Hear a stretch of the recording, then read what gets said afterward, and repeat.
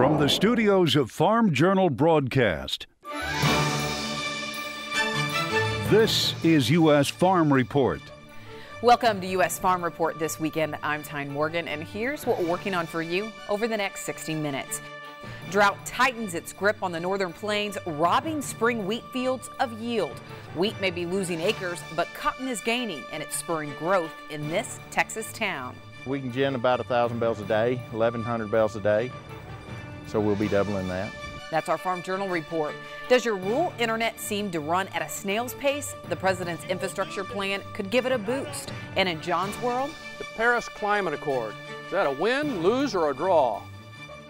U.S. Farm Report, brought to you by the dependable, long-lasting Chevy Silverado.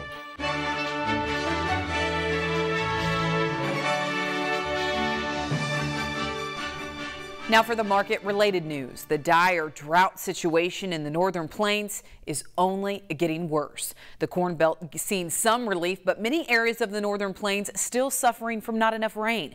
Drought nearly wiped off the map in Illinois. Look at this, 41-point improvement in just a week, with the abnormally dry area now only covering 13% of the state. But the high plains now seeing extreme drought for the first time this year.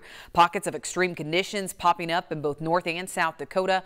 But the wheat crop in Montana isn't too promising, with 6% of the state under extreme drought. Both North and South Dakota's governors declaring emergency drought this week, opening the door for aid for farmers and ranchers. Well, it's that desperate need for rain robbing the spring wheat crop this year. USDA says spring wheat is in bad shape in the northern tier states, with 64% of South Dakota's crop rated poor to very poor. 37% of Montana's crop is considered in that condition. Now, Minnesota is the exception with 89% good to excellent, but rains are helping other areas. Starting with corn, 67% is called good to excellent. The combined total is unchanged from last week, but there was a 2-point shift into the excellent category. A point improvement in the 3I states, and Minnesota saw a 3-point gain, with 81% of that crop now good to excellent.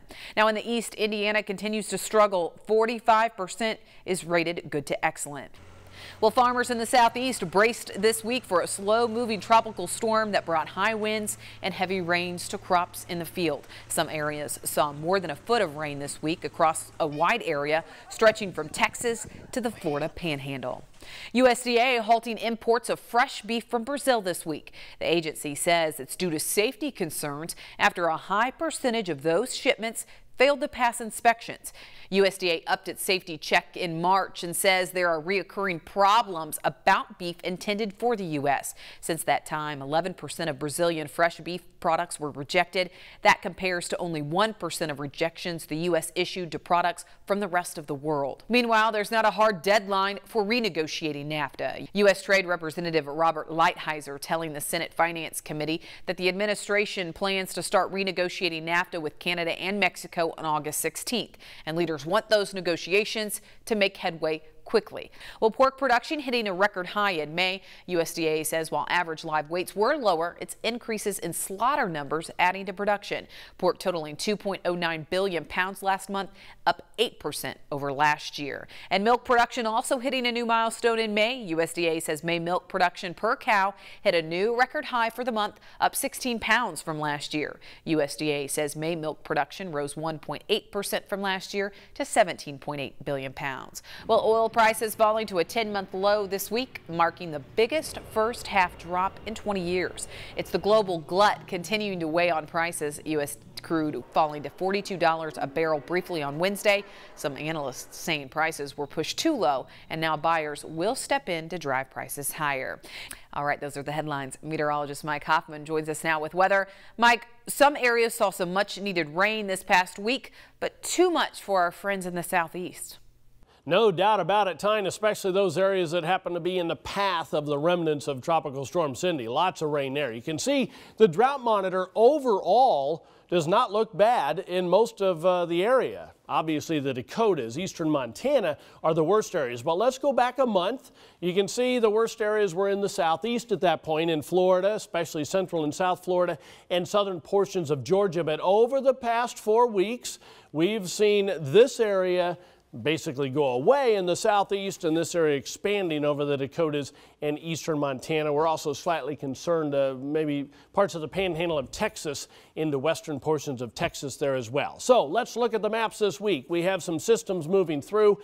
Nothing that looks like it's going to be widespread heavy rains, but we do have a scattered showers and thunderstorms along this cold front, Great Lakes into the northeast. This is fairly cool air for this time of the year in the eastern third of the country. Stationary front across Florida back into Texas with some hit and miss showers and thunderstorms, and the afternoon variety in the southwest as well. By Wednesday then, a developing storm system kind of moving off to the northeast. Warm front, showers and thunderstorms up and down the central and northern Mississippi Valley back into Montana. Just hit and miss variety along the Gulf Coast area. The heat continues for most of the west, and that's going to continue on into Friday as well from South Texas all the way into the southwest. Not as hot as it has been, but nonetheless pretty hot. Hit and miss thunderstorms, southern Mississippi Valley, a cold front focusing some of those central Mississippi Valley into the northeast, and also a few up along the Canadian border. We'll be back in our next half hour with a longer range forecast. Thanks, Mike. Well, it's a big week next week with USDA set to release its updated acreage numbers. We'll get insight from Matt Bennett and Elaine Cubb next. Welcome back to U.S. Farm Report this weekend. Time to talk markets. Matt Bennett and Elaine Cubb with me this week. Well, we actually all had a pretty long drive this week. I went from Missouri all the way up to Illinois and into Indiana. You came from South Dakota. You came from the south central portion of Illinois. So let's get a little bit of a crop tour. Elaine, I know you guys are dry up there. How do the crops look? Pretty grim in certain pockets. So the southeastern South Dakota, where more of the corn country and soybean heavy country, it's not as bad. But I would say overall, my path here went from very dry, very brown to nice and green. But nevertheless, overall, I would say the condition of the crops, you know, to the degree that I saw nationwide, is short. You know, it does not have the growth that we would like to see by this time of year. Yeah, Elaine, when I was in Illinois, I mean, even the soybeans were nothing to brag about. Stand counts were not good. Emergence looked very variable. I mean, I was not overly impressed with that soybean crop this year in Illinois, where the route I was on. Right. You know, whenever we look at the soybean crop, it's got in a little bit late, bottom line, and then the weather didn't necessarily cooperate. You know, there's actually beans sitting in dry dirt up to this week in certain parts of central and southern Illinois. Yeah, the corn crop, pretty variable. I think that, you know, we've had a lot of replant. That's nothing new. But one thing that I definitely want to point out is whenever you have stand counts and ununiform stands, I mean, that doesn't go away. Yeah, yes, it's nice to see on my way up here today. I saw a fair amount of water standing in the fields, but the fields didn't look all that good whenever you're on the interstate and you're able to go over an overpass and you're able to see down into the field. There's a lot of holes out there, and there's a lot of ununiform emergence.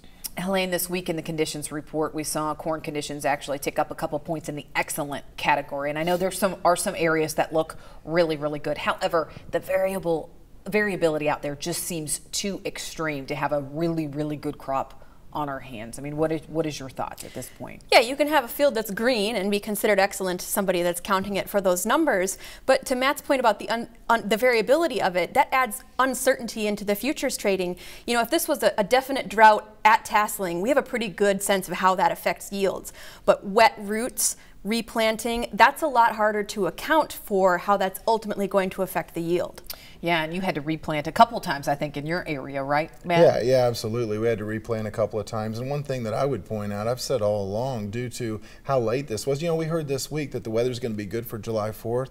Well, how much corn are we actually going to have pollinate on July 4th this year? Very little. I mean, this crop is a little bit later, which also leads me to believe that if we do hit some sort of a hot and dry spell, we could be in for a little bit of a major issue. So, you know, I guess I'm kind of a little bit surprised with the move this week, and I think I want to see what the weather looks like on the 2-week forecast coming up this next week. Yeah, so the weather, I mean, we saw it a couple weeks ago really drive the market, that dry weather, and crops took a toll, but then we saw some rain go back in the forecast. So looking on weather, you know, for the next couple weeks, what are your hopes that maybe short term we could see some type of rally in either corn or soybeans? That was one huge day of short covering by the speculators. They got rid of 100,000 positions, but they are still net short in corn and in soybeans. So if we saw a weather scare come again, and I would think 2 weeks from now or 3 weeks from now, probably not this next week because everybody's going to be bearish going into this acreage report, but I think there is a possibility that, yeah, in the next few weeks, weather could still be a driver, and it could be explosive with that short covering. Explosive, yeah. Possibly. What are your thoughts? Well, I feel the same way. I think that, whenever you get the acreage, if the acreage comes in a little bit less, especially on corn, if we would come in the 89 to 89.5 range, and then you would end up the following week, as Elaine is saying, your 2-week forecast is hot and dry, I think that you're looking at a pretty serious chance for this market, not only to recuperate what we've lost, but to take a little bit higher than that on corn. Now, it does concern me just a little bit with soybean acreage if it gets over 90. Could the soybeans be a little bit of an anchor, as we've talked about before, and people keep talking about? Yeah, absolutely. But bottom line is, you take acreage down to 89 on corn with a hot and dry forecast, you're going to get an upward move. But after this week, I know we have viewers out there frustrated with the market action, frustrated that we did not see more life. What's your advice for those producers right now that are really down after watching the market action this week? Well, I don't know. I mean, we do expect to see at least one good summer rally, and the question is whether or not it's already behind us. Yeah. If we've already seen it, statistically, we have the expectation for that one summer rally, but I still think it really depends on weather. I mean, you really got to be watching your forecast to have your opinion be changing day by day as that forecast changes. All right. Well, acreage report, we mentioned it. It's coming up next week. It could be a big market mover. So how should you prepare? What should you expect?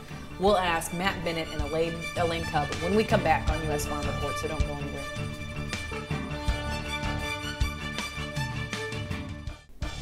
Welcome back to U.S. Farm Report. Well, this acreage report comes out on Friday from USDA. I mean, it's largely expected, that we could see maybe an increase in soybean acres. Do you think we see a big jump in that acreage number from what we saw in March from USDA? I'm still around 180 total between corn and soybeans. I think, in my opinion, you're going to have more bean acres than what you are corn acres, but I'm not seeing a gigantic switch by any means. I could see maybe a 90.25 to 90.5 on soybeans. Whereas corn, I think, will come in below where intentions were, but not significantly below like some people have suggested. Yeah, so if the soybeans do go over 90 million acres, what type of market reaction could we have from that, Elaine? We're very close to $9 on that November contract already, so it's certainly possible that we could dip below $9, which is an unpleasant prospect. But I think Matt's right. If we don't see more soybean acres than corn this year, we are definitely going to see it sometime in the near future. So how do you prepare then? Knowing that the possibility that we could see some big market moves Friday when that report comes out, what do you do? Well, one thing that I would caution people to do, ahead of harvest time, I never like to get overly aggressive if I know that I'm not making money. And so I definitely want to be working on break-evens. I talk about that all the time. But, if I know for a fact that I can make money and go ahead and hedge a little bit of my risk, which a lot of producers can if they own all of their farm ground or if they're a low-debt person, absolutely, I have no problem with putting some risk management in place. But don't feel like you absolutely have to do something just to be doing it, especially if you can't calculate a profit at these price levels. What if you're still setting on old crop though as well? Again, that's another thing that we expect to see in the summer is some of your best opportunities to move that. Watch your basis, be in communication with your local merchandisers so that you know when they need that grain. Let's talk about these wheat prices. We know that where you are in South Dakota, North Dakota, Montana, I mean, we're having these dry conditions and it's taking its toll on the wheat. I mean, how bad is it? It's really bad. It is legitimately bad. So you go out in the spring wheat fields right now and they're very, very short. They're unharvestable in many cases. So the crop insurance adjusters are zeroing out fields, which means there's acreage lost and it's not going to go anywhere, maybe sunflowers, but at this point it's really too late.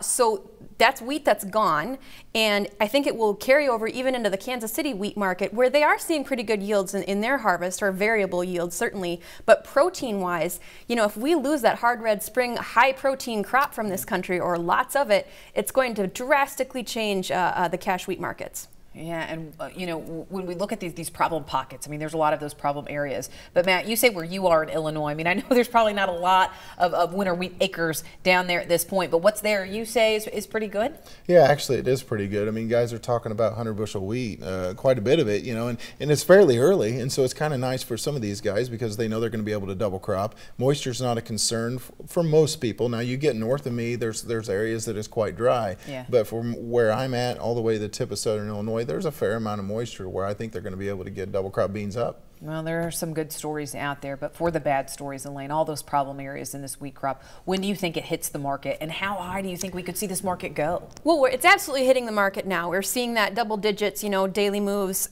in an upward direction. That's there, but it could continue going. So in 2008, spring wheat went to $24, and I don't necessarily think that's going to happen again. That was definitely a bubble, right?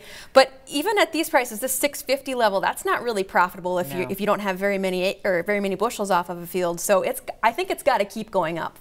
But do you think that if the wheat does continue to go up, that it could carry corn with it, or no, not related at this point? Not necessarily. I don't think it necessarily even carries over into the Chicago wheat market. I mean, that feed wheat market is just not substitutable for that high protein stuff that we're going to be short on. Matt, real quick, these cattle producers have been enjoying a ride up in cattle prices, but we've seen some frustrating couple of weeks in this cattle trade. At the same time, China, going to start accepting U.S. beef. Brazil, beef into U.S. I mean, we've halted that. Do you think that these fundamental reasons would be enough to carry cattle prices higher at some point? Well, going into the close Thursday, you're looking at 11 out of 13 days lower in the live cattle market. Can these things turn the market around? I think those are longer term things that could turn the market around. As far as some of your short term fundamentals, it's pretty tough to get super bullish as far as the cattle market's concerned for me. But I think long term, this Chinese situation is fantastic for us. I really like hearing that news, and I think that it could be very good for us moving forward for cattle prices. Culling cows up in the Dakota area. Kind of what are your thoughts on cattle prices, real quick? Yeah, that's localized. In the cash market, I do hope that it does stabilize. I mean, the packers have been paying back what's happened to them through May, but the beef prices haven't really fallen apart, so I would like to see it stabilize. All right, thank you both. We'll get their closing thoughts, so don't go anywhere. Welcome back to U.S. Farm Report this weekend. Closing thoughts, Elaine? I may not expect to see a lot this week when we've got that acreage report coming up. The grain stocks report also could be bearish. So I think your opportunities are going to come later. Just be patient, keep watching the weather. All right, Matt? Yeah, absolutely. I want to be patient. This is a long market. We've got a long marketing window. A lot of guys market over a 2-year period, so I don't want to let 1 week ruin my whole summer. I think that long on down the road, we're going to find out what these crops are made of, and if we don't have ideal weather, we are not going to hit trend line yield in corn this year. All right, thank you both for making the long haul here. We appreciate it. Stay with us. John Phipps joins us next. Welcome back this weekend. Well, John thinks the president's promise to always put America first could make waves in the future. He joins us from the farm with more. Okay, here's an example many of you may be familiar with. Your church needs a new roof. The trustees send out bids to contractors, and when they get them back, they think they've misplaced the decimal point. So, to raise the enormous amount of money they need, a fundraising drive begins by soliciting pledges from the members. This time-honored process uses peer pressure to encourage voluntary contributions. This familiar effort is reasonably close to how the Paris Climate Accord works. But this is not widely known, so when President Trump began the process of withdrawing the United States from the Paris Accord, the confusion about what this meant was widespread. The agreement was nations would voluntarily decide how much they would cut their carbon emissions and how fast. Whether this agreement is a good idea or not, it helps to know what happens now. Just like the pledge to the roof, there is nothing for the U.S. to renegotiate with anybody. We just don't join in. The pact is largely symbolic, but such symbolic agreements provide a framework to develop further cooperation between nations on related and even unrelated issues. Withdrawal will not immediately change any emissions regulations here in the U.S. or abroad. What it does do is place the U.S., Syria, and Nicaragua apart from the rest of the world as they deal with climate change. In fact, it is this symbolic defense of our sovereignty that many feel is the important issue. Already, we are seeing signs of climate leadership from Europe and Asia in response. And just like the big contributors to a new roof, they will gain some status while the U.S. will be viewed as something less than a team player. However, foreign policy experts have begun to consider if a climate agreement without the U.S. might be a better deal than a climate agreement that includes an uncooperative U.S. Taking back our pledge is unwise, in my opinion, but it may not be as crippling to the Paris Accord as I first thought. The rest of the world could simply move on without us. What I'm watching, however, is if our policy of America first ends up meaning America alone. All right, thanks, John. And if you have a comment for John, you can send him a note at mailbag@usfarmreport.com. Well, still to come, much needed moisture this spring is helping Texas farmers this year, but it's a boost in cotton acres really driving growth. Betsy Gibbon takes us to a Texas gin cashing in on the cotton climb next on U.S. Farm Report.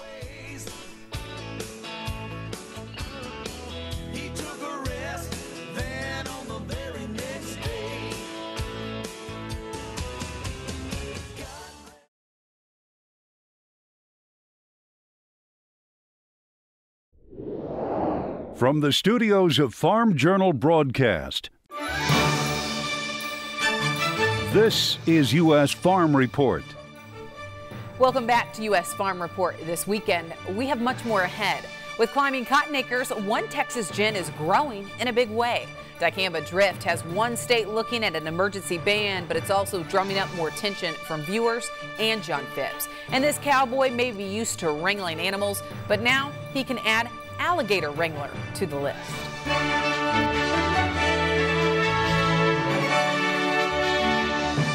Now for the headlines, as rural America pleads for better access to technology and rural high-speed internet, the president making big promises in Iowa this week. The president's trip to eastern Iowa was his first visit since being sworn in. He focused on innovation and technology in agriculture as a way to jumpstart the economy in rural America. The president praised Iowa agriculture and threw his support behind rural high-speed internet, saying it will be part of his $1 trillion infrastructure plan. The president also committing to increase ag exports and loosening federal regulations. But the campaign-style event also serving as a send-off to former Iowa Governor Terry Branstad as he prepares to represent the United States as ambassador to China. Expectations are high for Branstad to use his background from an agricultural state to further improve U.S. ag exports to China. This move comes just as China agreed to start accepting U.S. beef. Now, China stopped importing U.S. beef following the BSE scare we saw in 2003. The agreement calls for the ability to trace back the origin and slaughter of livestock. Generally speaking, when we look at traceability, the people that are missing out by not having a traceback system are the people who are doing things right. And so protecting and being able to propagate and recognize people who are managing correctly on the ranch of origin, people who are managing cattle correctly in feed yards, is going to be a great marketing tool for an ability to pass information back and forth between the different segments. Also on trade, the United States and the United Kingdom are set to explore a potential trade deal following a meeting of trade officials. U.S. Trade Representative Robert Lighthizer met with his British counterpart this week to discuss the groundwork for a potential bilateral trade agreement between the U.S. and the U.K. However, any deal with the U.K. cannot be negotiated until Britain completes its exit from the European Union in early to mid-2019. Now, just 4% of food items in the UK originated from North America. Syngenta losing in the first class action lawsuit over its AgriShare Viptera corn trait. On Friday, a jury in Kansas City siding with more than 7,000 farmers in Kansas, requiring Syngenta to pay $217 million in damages. The farmers claim they lost money due to China rejecting corn containing the Viptera trait in 2013. That trait was not yet approved in China. This is the first of 8 class action lawsuits. Syngenta says they will appeal the verdict. The Arkansas State Plant Board voting this week to put an emergency ban on dicamba. This is after state officials are investigating more than 200 dicamba drift complaints. Now, in most cases, it's alleged to be drifting from neighboring farm fields. A majority of the cases are from counties that border the Mississippi River, where most of the state's soybeans and cotton are grown. The governor still needs to approve the dicamba ban, which would be in effect for 120 days. A plant disease that's devastating the Florida citrus industry has now appeared in a neighboring state for the first time. The Alabama Department of Agriculture has confirmed citrus greening has been found on a residential property on Dauphin Island, south of Mobile. State and federal ag departments will now determine how widespread it may have become. In Florida, citrus greening spread quickly, reducing orange production by 42% since 2005. Other than tree removal, there really is no known cure for effective control for the disease once a tree is infected.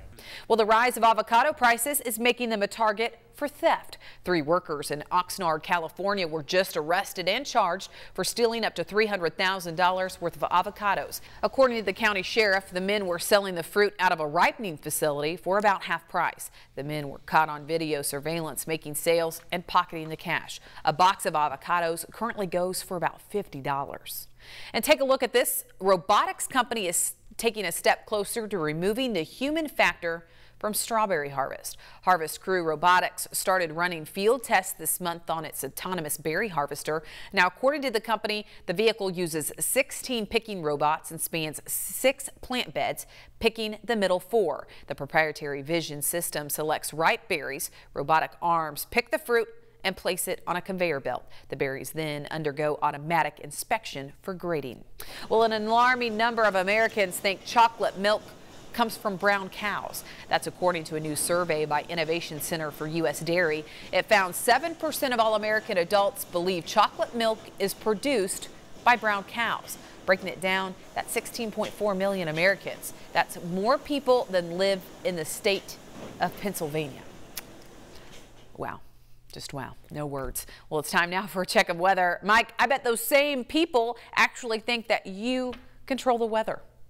Time they probably do, but if they've ever been on a camping trip that I've taken with my wife and it pours on us, they know I have no control whatsoever. Here's the way the jet stream looks as we head through the weekend. Big trough over the Great Lakes and eastern portions of Canada. That's going to stay there for a while. Starts to let up over the western plains, though. By Wednesday, another little trough coming into northern Montana. And then you can see the ridge tries to build in the northeast, but we still keep this troughiness over the middle of the country, the northern plains anyway, and the eastern portions of Canada. So that will continue to send at least some shots of cooler air into the northern tier of states.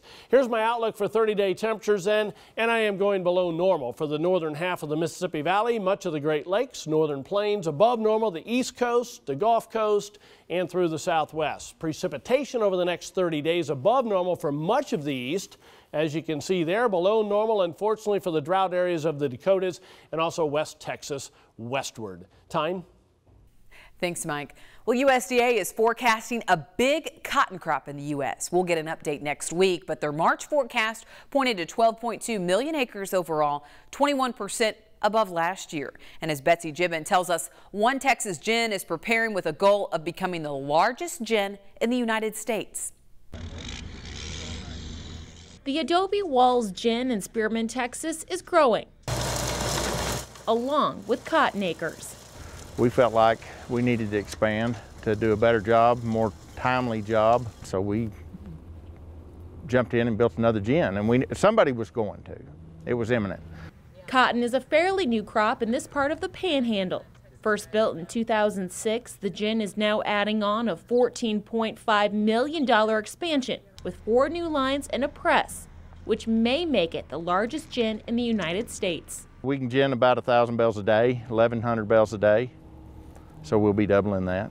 And there's potential to add another phase of construction for even more capacity. The combination of the 3, if we ever go all the way, we've been told it'll be the biggest gin in the world. And the gin is expanding for 2 reasons: an increase of cotton yields from last year and the expectations for more cotton this year. Key expects a 25% increase of irrigated cotton acres and possibly 3 times more acres of dry land. But I get calls every day, hey, I planted 700 acres of dry land, and these are people that couldn't even spell cotton last year. There we go. Ryan Johnson is one producer in the Panhandle planting more cotton. I'll be increasing, I'd say 65%. USDA's prospective plantings report estimates Texas will see a 22% increase in cotton acres this year. The ones that are actually switching last minute are going to be cotton guys. They're like, well, now that we've got moisture, I mean, it's worth a try. I think we're really picking up are wheat acres, irrigated wheat acres, more so than irrigated corn acres. Producers I work with, especially in that Texas Panhandle region, they didn't plant wheat, and I think a lot of them were looking at corn. It didn't go in as well. I look for it to be closer to 12.5. You know, that's a stretch at this point probably, but I think you got to be prepared for it. Not everyone is sold on USDA's high cotton acreage expectation just yet. Some of those places that are planting cotton that haven't before, we don't know what those yields are going to be. So there's still a lot of ifs in the market in terms of if it will be actually a bumper crop. But the market's, I guess, is waiting to accept it to see if it is a bumper crop. It's kind of, you got to show me first, see if it all gets planted, and then see how it all turns out in terms when we get into weather markets. As seeds go in, there's expectations a new gin will buy acres for years to come. Our biggest obstacle in getting new growers is getting people comfortable with growing it. And those growers hope King Cotton will stick around. At the end of the day, I've got to make money. It doesn't matter to me if it's cotton or sunflowers or what it is, but at the end of the day, I got to make money. Reporting in Spearman, Texas, I'm Betsy Gibbon. Thanks, Betsy. And according to USDA's latest crop progress report, 50% of the Texas cotton crop is rated good to excellent. Growers in the Panhandle telling U.S. Farm Report there's some minimal damage to the dryland cotton crop due to several windy and hot days over 100 degrees. However, producers in West Texas telling us some producers are filing claims on dryland cotton in the area, but irrigated cotton looks much better. All right, up next, John Phelps. Your call is very important to us. Please hold. Earlier in the show, we told you about a possible emergency ban on dicamba in Arkansas. But this week, John fields a question about the renewed herbicide for weed control.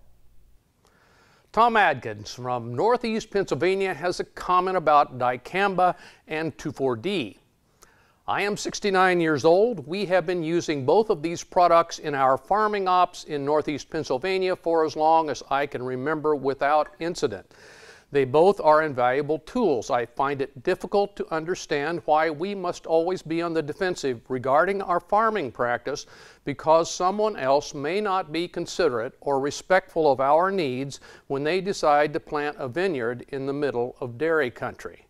Tom, thank you for writing. Send me an address for your mug. 2 points I want to make in response. First, off-target herbicides are a form of trespass, and in my book, property rights are to be respected scrupulously. Second, like you, I have sprayed Bicep and Banville as my standard weed control for years in the days past, but I did experience both drift and volatilization, and I made sure my neighbors knew I would make them whole for any damage from my actions. Using dicamba today is not the same thing, and here's the reason. The ideal time to spray corn with dicamba was at 5 inches, or the Coke can size. Spraying bigger corn risks damage to the corn because of the growth regulator mode of action. I remember corn twisted and laying down, for example. At that point in the season, there were very few soybeans even out of the ground in neighboring fields, so the risk of serious injury was minimal. The problem today is we're talking about far more acres being sprayed with far more dicamba when beans are not in the early vegetative period, but well into flowering and pod set. At that stage, serious yield hits are possible. My guess is this issue will be heavily influenced, if not actually decided, by lawsuits and insurance companies. Dicamba is a powerful tool, badly needed for resistant weeds, but if we expect others to respect our property rights, we must do the same. Thanks, John. And if you have questions or comments for John, just shoot him an email at mailbag@usfarmreport.com. When we come back, it's a little cowboy humor with Baxter Black. Welcome back. Well, this weekend, it's time now to head out west for a little humor with Baxter Black. This is the story of a curious cow who lived on Mr. Marvin's farm in the kingdom of Kansas. Her name was Yvonne. Farmer Marv had a great, large, old-fashioned barn with a second-story haymow, a high-pitched roof, and a rooster weather vane on the tallest peak. Yvonne was piddling around in the barnyard one fine day, doing her hooves and trying to find her cuticles and curling her switch. How did that rooster get up on top of the barn, she wondered. Well, said Peggy, her best hand friend, I suppose he walked. He couldn't fly, you know, because the Poultry Protection League made it illegal for us to fly higher than a chicken wire fence. Said Curious Cow as she wandered into the barn. Let's see. She walked to a steep set of wooden stairs. You can't go up there, said Friend Hen, because cows can't hop. I wonder, mused Yvonne, and she clattered up the steps like a mountain goat and then walked to an open door. Yvonne had never seen the farm from this high up. It was then that Farmer Marv came out. Yvonne saw his mouth making, "Oh!" Yvonne and Peggy watched as the men built a long ramp out of plywood. What do you think that is for? Wondered the Curious Cow. Maybe it's a ski jump for the Kansas Barnyard Olympics, suggested Peggy. Well, Peggy was wrong. It took 2 men to push and shove Yvonne to the door, over the edge, and down the slope. And when they tossed Friend Hen out after her, she was heard to say, "I can fly, I can..." And that is the story of the Curious Cow, which, unlike other fairy tales, is true because I saw the video. This is Baxter Black and Mr. Marv from out there. Thanks, Baxter. And if you would like to hear more from Baxter, you can do so online. Visit baxterblack.com. Well, when we come back, Machinery Pete joins us for Tractor Tales with a special Oliver collection. Please stay with us. Time now for Tractor Tales with Machinery Pete, the most trusted name in farm equipment. Welcome back to Tractor Tales, folks. This week we're going to go green. We're headed to north central Illinois to check out an Oliver 770. Some tractors have sentimental reasons for collectors because it was owned by their parents or grandparents. Gail Goodell has this Oliver in his collection for another reason that is just as important. I like it and I don't like it. I like it because it's a nice tractor drive tractor, but I don't like it, but it has the typical Oliver whine and the transmission and gears. This was a neighbor's tractor. When he passed on, I bought it from his estate. He bought it new, and it's not a special Oliver. It's special to me because it was my friend's. When he had it, it was his main tractor. He tilled the ground. He planted. He pulled a corn picker, hauled manure with it. It was basically his big tractor. Yeah. Oh, I put a clutch in it, a valve job. Got it ready to paint. I'm not a painter, but I've got it nearly ready to paint, and just do the normal wear and tear, water pumps, wheel bearings, just things to keep it running. I take it on tractor drives quite often. This is probably going to stay here. Hopefully, I have a son and a daughter. Hope one of them will keep it, because this that I bought it from, very special to those kids. He watched them grow up, so I can't say what they're going to do, but I suspect it's going to stick around for a while. I don't want it so good that I can't use it, but I want it good enough to look at. It's not going to be perfect, and I don't intend to have it perfect because then I'll be afraid to use it. Thanks so much. Well, this weekend's Country Church Salute goes to St. Mark's Lutheran Church in Lena, Wisconsin. They just celebrated 125 years of growing in faith. Now set in the middle of a farming community, it's known as the Little White Church out in the field. Even today, there's no indoor plumbing, but patrons say it does have a well-maintained outhouse. I just don't know about that. Thanks to the folks over at St. Mark's for sharing this historic milestone with us. And if you have a home church that you would like to submit, you can do that to the address on the screen. Stay with us. Mike Hoffman joins me for From the Farm Photos next.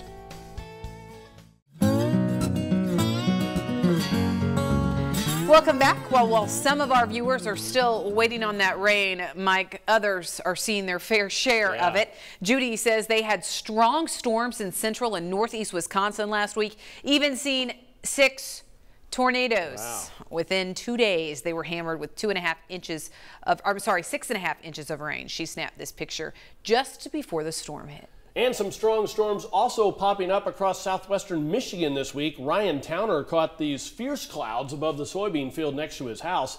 But area farmers did get some much needed rain in that area. The crops really needed a drink though. Yeah, and they could use some more. Oh yeah. Well, Mike, a 10-foot alligator has a new home after coming too close to some calves in East Texas. Now, it all started when Hal Conover of Hawkins, Texas, noticed that an alligator had broken into a pen where he was weaning calves. Oh, now an alligator hunter was called in, yeah, I think I'd call too, to capture the critter. They used some good old-fashioned cowboy skills to lasso the gator.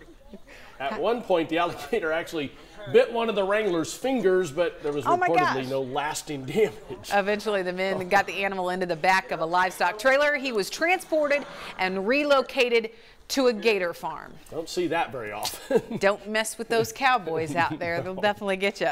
Well, if you have any pictures or videos you would like to share, you can do that to the address on the screen. For all of us at U.S. Farm Report, thank you so much for watching. Be sure to join us again right here next week as we work to build on our tradition. Have a great weekend, everyone.